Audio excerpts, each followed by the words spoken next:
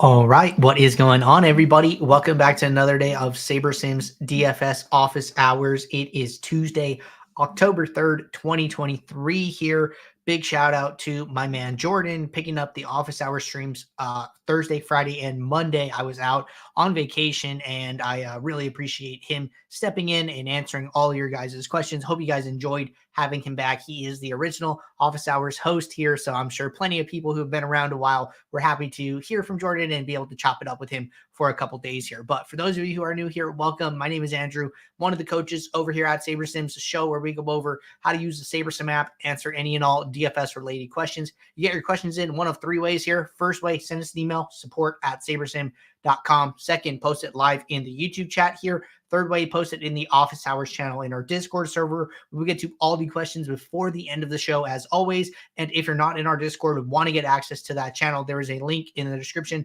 of this video here. You get access to our similar channels, get access to our release notes, get access to our individual sport channels, get access to other members of the SaberSim team. Aside from myself here, we're always in there all day trying to help users in each and every channel for each and every sport. So can't say enough good things about the Discord. But with that being said, I'm going to get the app pulled up here. Before I do that, as always, want to remind you guys, week 3 NFL DFS is officially over here. So moving on to week 4 here. But if you guys aren't signed up yet, make sure you sign up for the weekly max challenge. It is our promotion giveaway we do during the NFL season here. All you have to do, a couple simple things: upload a SaberSim logo as your avatar on DraftKings, fill out this short form so we can get your info to send you guys rewards here, and then max out one of the DraftKings mini max contests on the NFL Sunday main slate. And then you will be eligible for all these weekly prizes as well as the season-long prizes here. So it's still a 10-week option, still live. SaberSim Nike duffel bag, free month of Ultimate, along with the weekly prizes. So if you're not signed up, the link to this page is in the description of this video. But going to get SaberSim pulled up. Don't know where you guys left off yesterday, so just going to start with the questions that came in today. So it looks like first question here should be a quick one. Came in from Init to Binkit, and Init to Binkit asked, will SaberSim be supporting college basketball? So frankly, I'm not 100% sure, but I do know that of all the college sports that we wanted to support, college football was number one, was first. So now that we have college football, now that those sims are up and running, now that that model's up and running, that kind of opens the gates for other sports to be next in line here. So I wouldn't be surprised if college basketball is one of those sports. I don't know for sure. What I can do is I can take it back to the team as a feature request, let the team know that, hey, people are asking for college sims here, and then we should be able to go from there. All right. One more question here from Init to Binkit. So I think this one actually got released a little early here, teased a little early. But this one says, can you provide more details on the $29 custom videos? So this is something that is in the works. I think you saw this by accident here. But basically, we are working on a new product here for you guys to where you can give us details about your process, about things that you have questions on, and we can, myself, Jordan, specifically here, can get back to you with what we are going to be calling like a game plan or something to help you in your DFS progression, in your DFS journey. That feature is still very much in the works here, so which is why I think you saw it by accident, but more details to come when that product goes live here. All right, next question here from 12 Pack Abs. And really quickly, let me just do something real quick.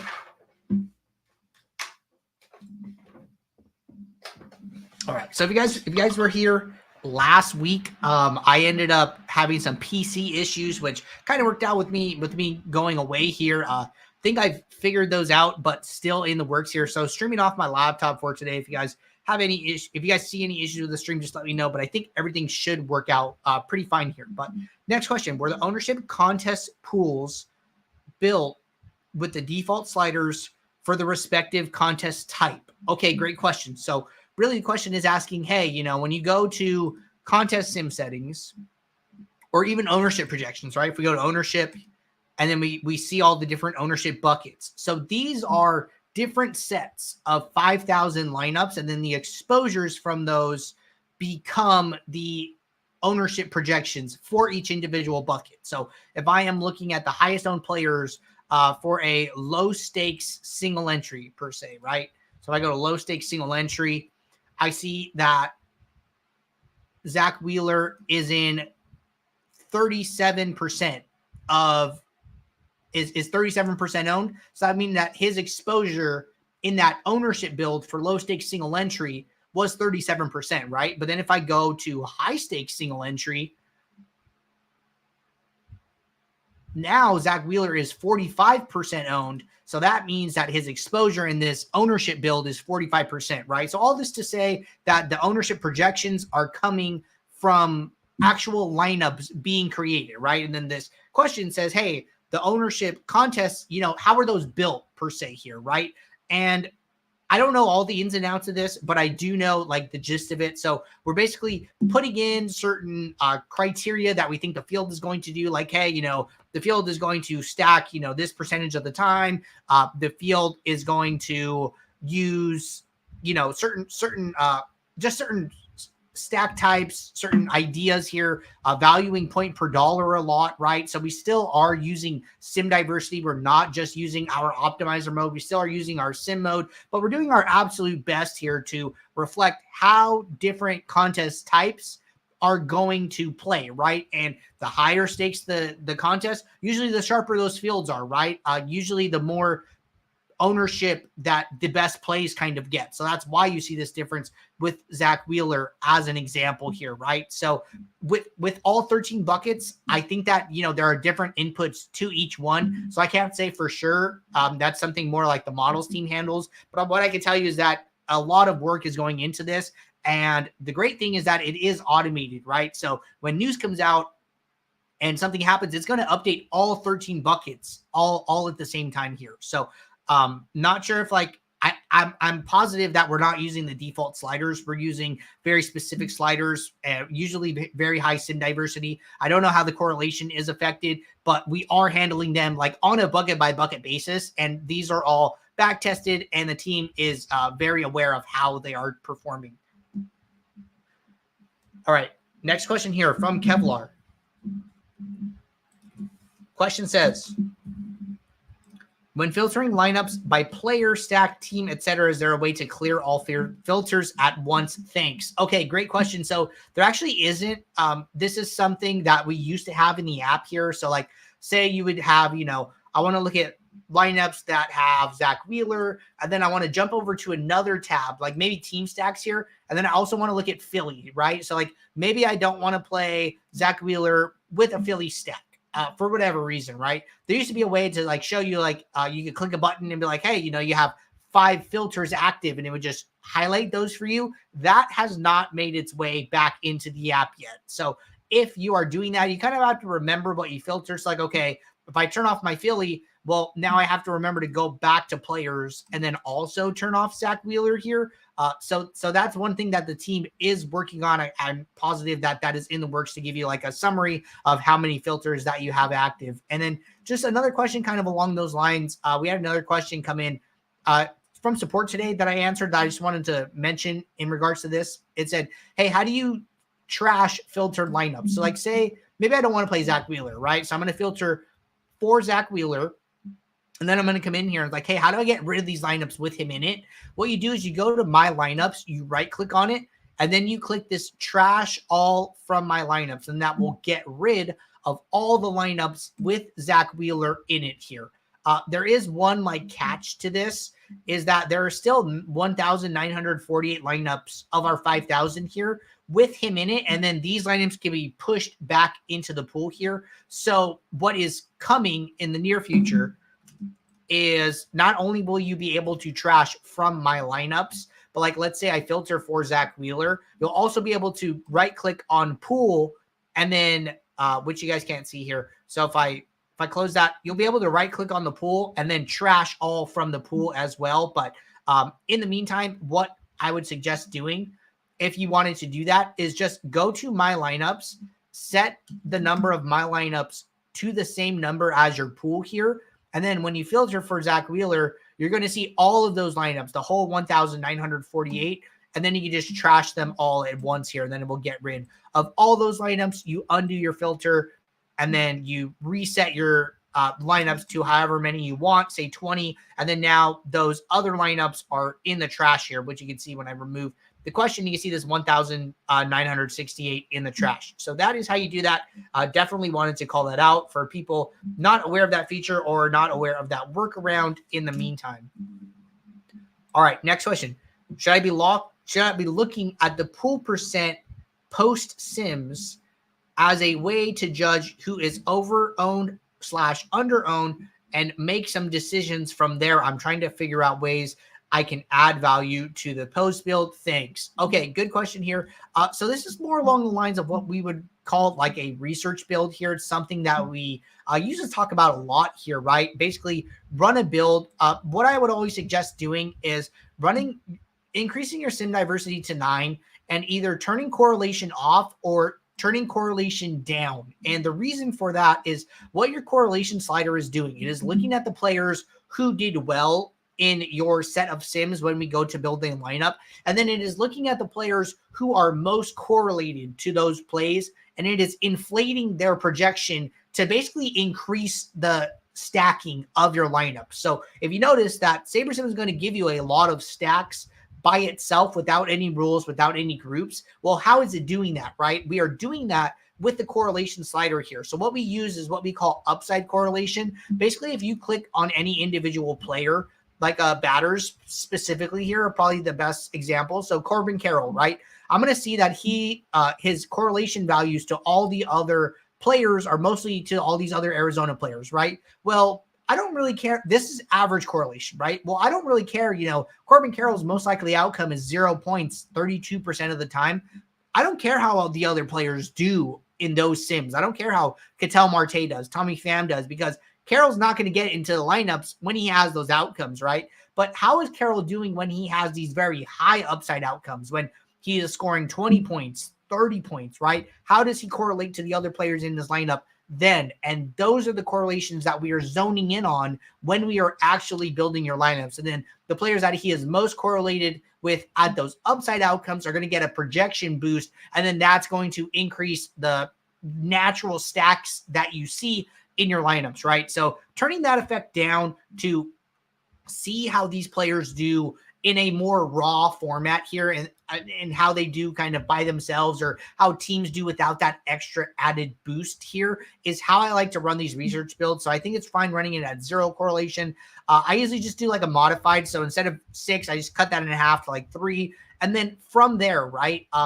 Normally I'm looking at 2 things. I'm looking at pitchers and I'm looking at team stacks, right? And I think team stacks is probably the best place to spend your time here as opposed to individual batters. But from here, I'm not just using the all stacks tab. I'm really using all of these 5 stacks, 4 stacks, 3 stacks, etc. Right? I want to see that, maybe Milwaukee is my most exposed, or I'm sorry, Arizona is my most exposed team in a pool percentage in all stacks. But hey, maybe, most of that is coming from 2 stacks and it's throwing me off a little bit, right?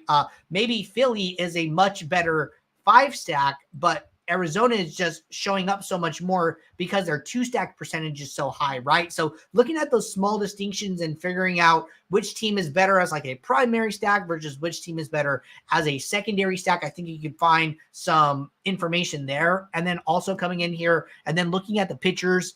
From here, I'd probably just sort by leverage, right? So go to pitchers, scroll over to exposure pool leverage here, and then you can just sort by leverage, and then it'll basically show you, so one other thing you have to do here is increase the number of my lineups to the pool. So whatever's in your pool. So I have 3,084 in my pool right now.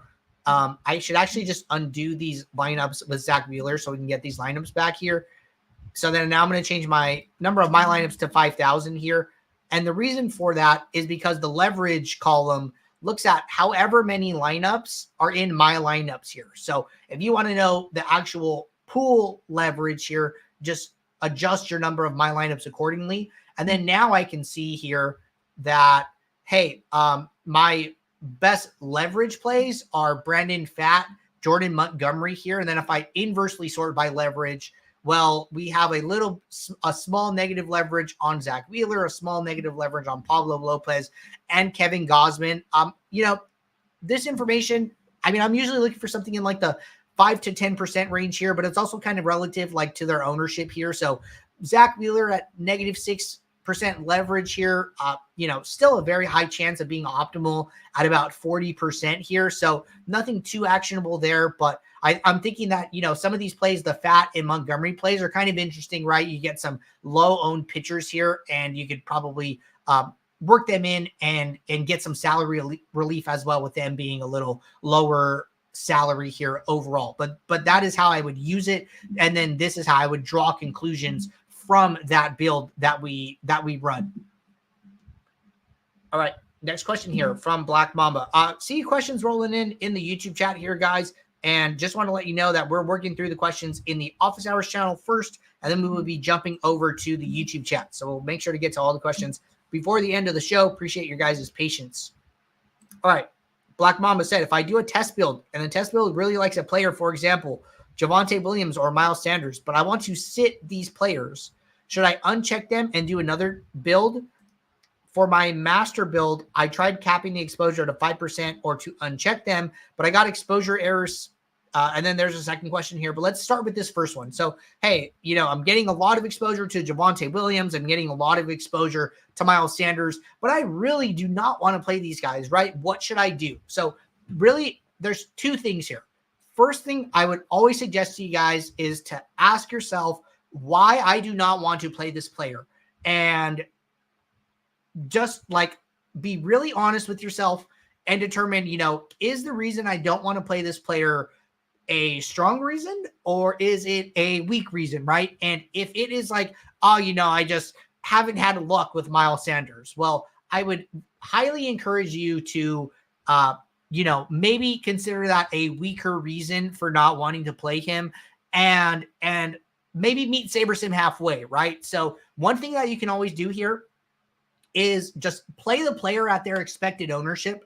So leverage works, is like an absolute value, right? So if the player's ownership is 30% and you just don't like that player, but SaberSim really does, probably the best thing that you could do is just match the ownership and your exposure. That way, if the player does good, then you have on average the same amount of shares of that player as everybody else in your contest.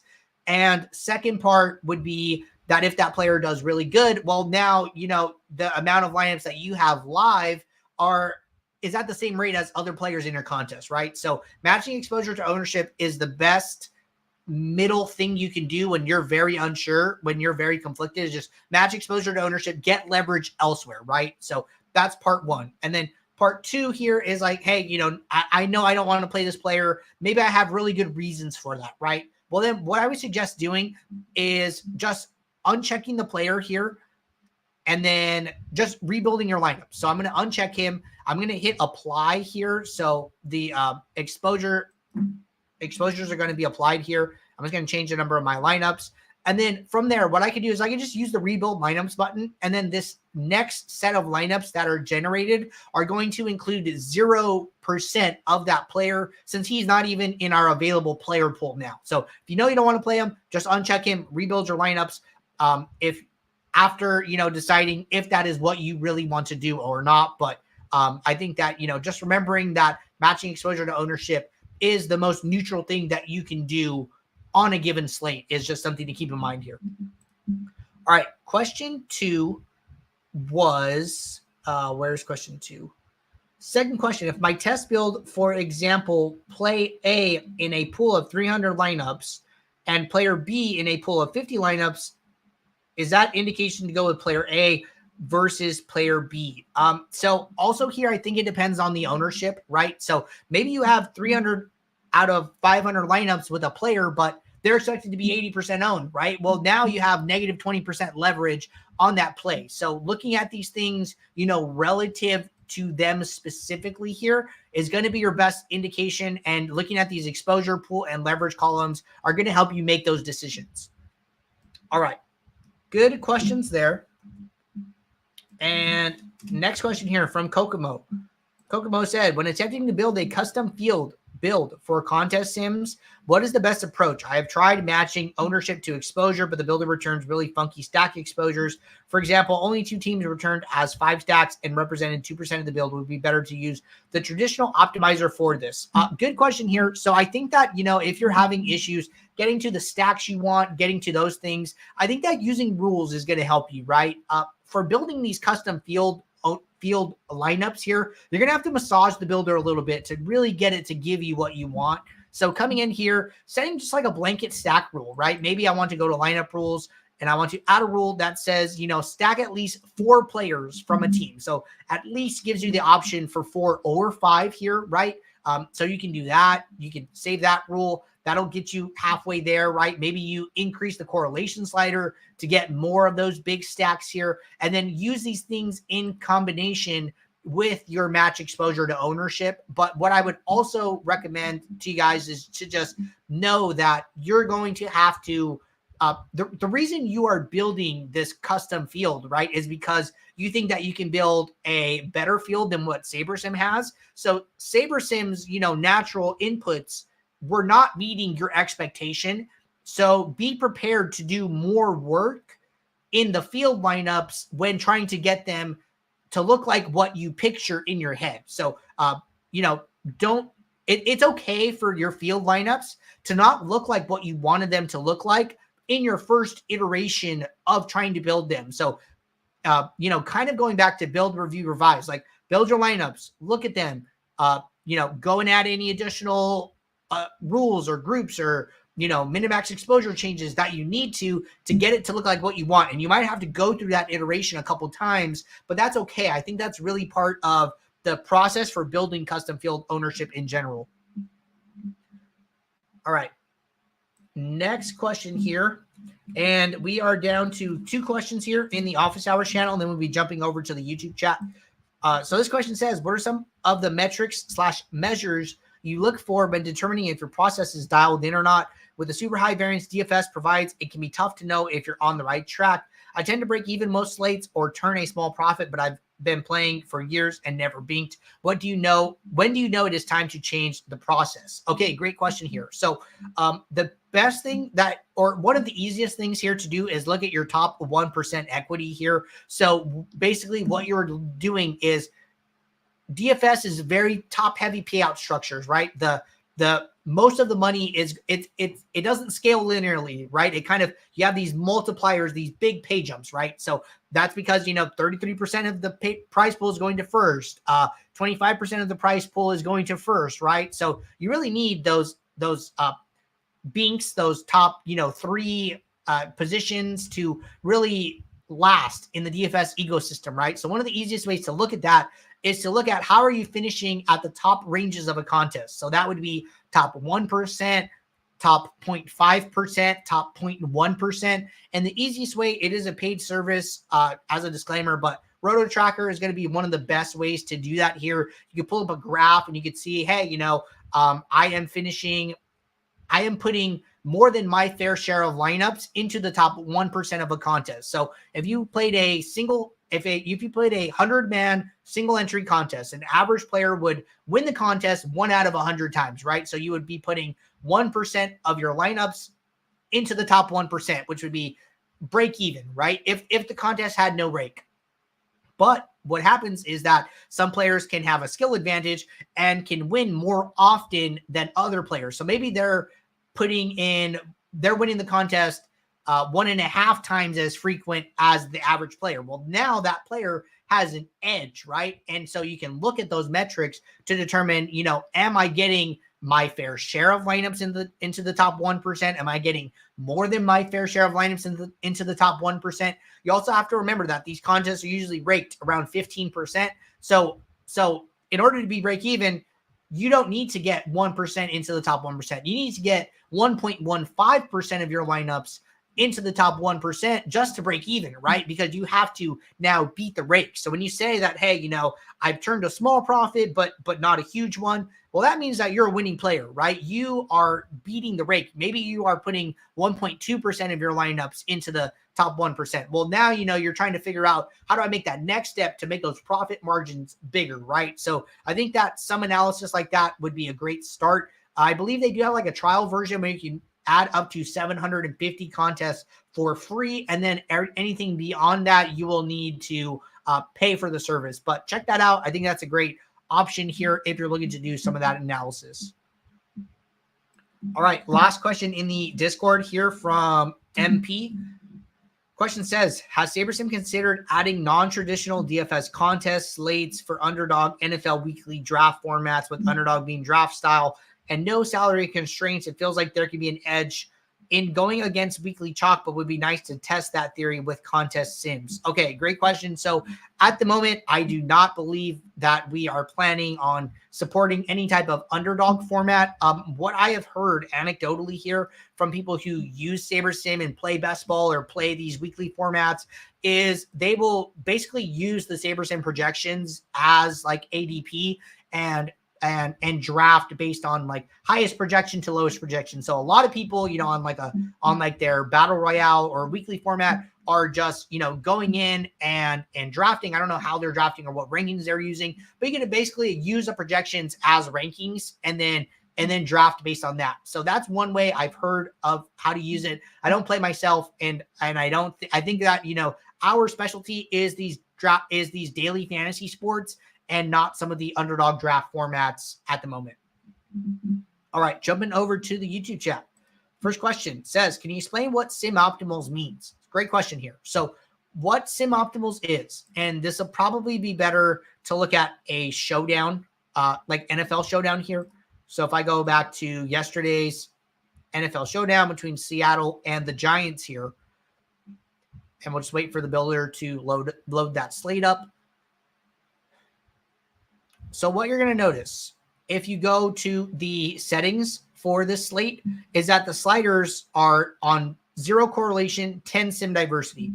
Sim optimals is a summary statistic that only shows up when sim diversity is at 10. And the reason for that is at sim diversity 10, what we are doing is we have a database of thousands of simulations of this game. We are going and plucking an individual sim. We are playing that sim out play by play, and then we are building the best lineup under the salary cap for that sim. And then we are putting that lineup into your pool. What can happen when you do that is the same group of players can be optimal more than one time, the same combination of 6 players. So we're not going to put the same lineup into your pool more than once, but what we do is we tally that information. So we say, hey, this lineup showed up 2 times, this lineup showed up 3 times. And then we use that information as part of our single game Saber score lineup grading metric. And we use that to grade your lineups to show you, hey, you want to play this lineup. It came up in the sims a lot more often. Therefore, the win probability, we believe, is higher, right? So when I run this build here, I'm going to see, this top lineup has sim optimals of 3. So that means that the lineup showed up 3 times. If you ran a build for like an NFL classic slate, chances are that the sliders are not going to be at sim diversity 10. So you're not going to get this metric. And then even then on a huge, 12, 13 game classic slate, the same group of players is most likely not going to show up more than once here. Much more useful for showdown or any 6-player format, Formula One, NASCAR, a couple sports that come to mind here. All right. BR said, does SaberSim factor in starters being used as relievers during the playoffs, or is that something I should adjust for? I think this is a very good question. And what I would say is that, our models are using data from the season. And I think that a hand in the dirt approach is probably going to help you out a lot here. So like, for instance, we could look at this, right? So let's say I want to go, I don't know what happened here. I'm just going to open up a new workspace. So let's just go to a new workspace here. So say I'm going to filter for Tampa Bay. I'm going to go look at the pitchers here. So it looks like we're using Tyler Glasnow as a starter, and then we have a bunch of relief pitchers lined up here. So no starters really being projected here.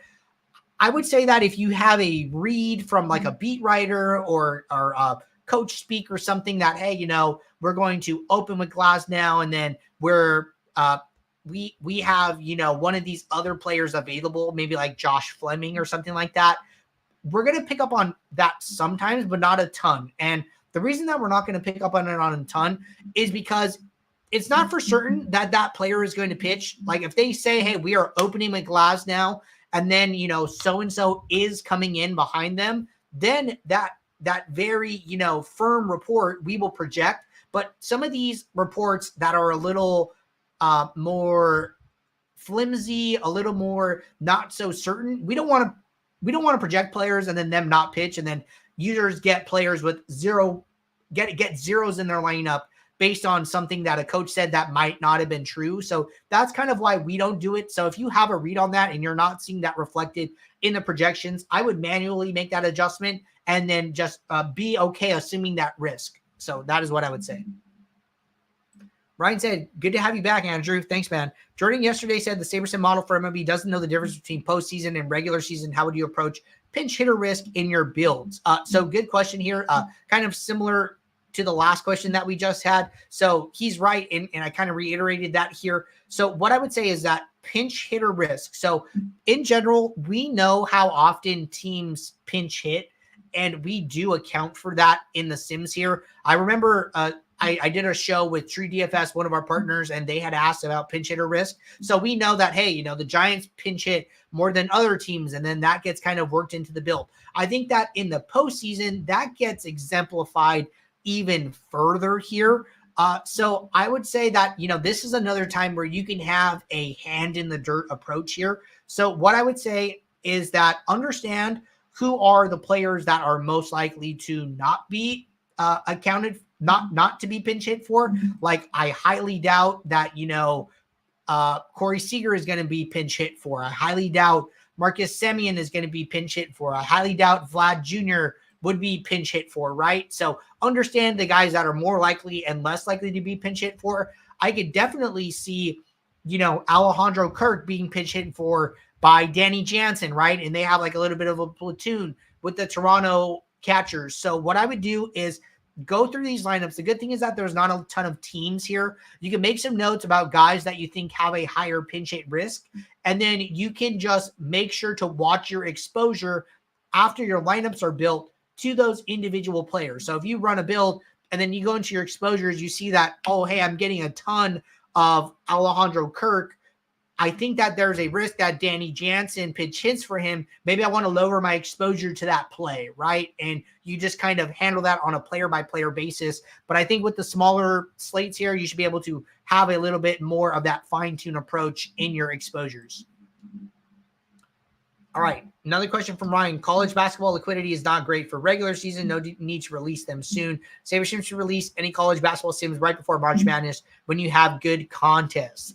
So interesting, kind of a game theory approach, right? And releasing it right before. So I'm sure the team is definitely thinking about these things, and we'll release them when we're ready for sure. All right, couple more questions here in the YouTube chat. So if you guys have any last questions that you want to get answered, now is a good time to do that. Viral Video said, thank you, sir. Happy to help you out there with the response to your question. And Hobby Hall, just really quickly here, man, I know that Jordan is handling communication with you on that front. And then Sal said, do you monitor your Sims actual outcomes? I have noticed that the actual winning lineups are typically a negative SaberSim ROI or risk-adjusted ROI. So what I could say here is that, we are definitely, back testing our sim results and seeing how everything works out. I think it gets a little tricky here, right? So a really good example I heard Ben say from SaberSim in the Discord here recently was that, if you guys are familiar with poker, maybe there is a time where you decide to fold because you know from your poker experience and from playing that, hey, you more often than not, when you play this hand in this position and you call a raise, you're going to lose more often than not, right? And then, maybe you flop a straight, maybe you flop three of a kind. Well, now, you're kind of kicking yourself like, oh, I would have won. It's like, well, just because you would have won doesn't make that play any better or worse, right? Like the math is the math. The math said that if you were to play this hand out 100,000 times, that on average you would lose money, right? But that doesn't mean that you will never win. It just means that over the long term, you're going to lose more than you win. So equating it to that, just because a lineup is negative sim ROI doesn't mean it's never going to win, right? But if you were to play it out, 100,000 times, it's going to lose more than it wins, right? So the problem is that, although we're simming these lineups in this contest sim 100,000 times, Slate only plays one time, and you don't know where that's going to fall on the spectrum. So the best thing that we can do is to just play the plays that mathematically, that theoretically here do the best over the long term and try and win over the long term, right? So, what I've heard the best players say is that I don't know what day I'm going to win on. I just know from back testing my results, from looking at my top 1% equity like we talked about, that I have the expectation of winning over the long term here. So what day that comes on is kind of lucky, but it is a skill-based game, and I've proven that I'm a long-term winner here, right? So kind of just sticking with some of those principles here. We have a great video on our YouTube channel. What does variance look like after 100 slates? It's a demo that Jordan did back when he was hosting office hours, where he was basically doing season simulations and showing that, hey, a winning player can have losing seasons. And I think that a lot of people can benefit from watching that video. So just go to our YouTube channel, type in variance, and then that video should pop right up if you're looking to see that example here. And then last question at the moment from Ricky said, how do I target specific stacks in MLB? I boosted my ownership, and now I feel like I'm forcing my narrative.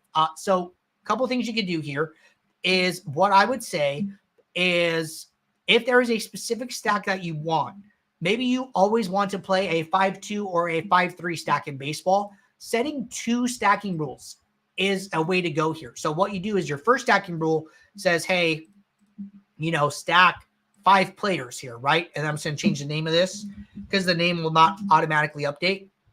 And then what I could say is, maybe I don't want 5-1-1-1s, right? So what I can do, I can set a second stacking rule that says stack at least 2. So then now I know I'm always going to get a 5-2 or a 5-3 here. So this is one way to do it, right?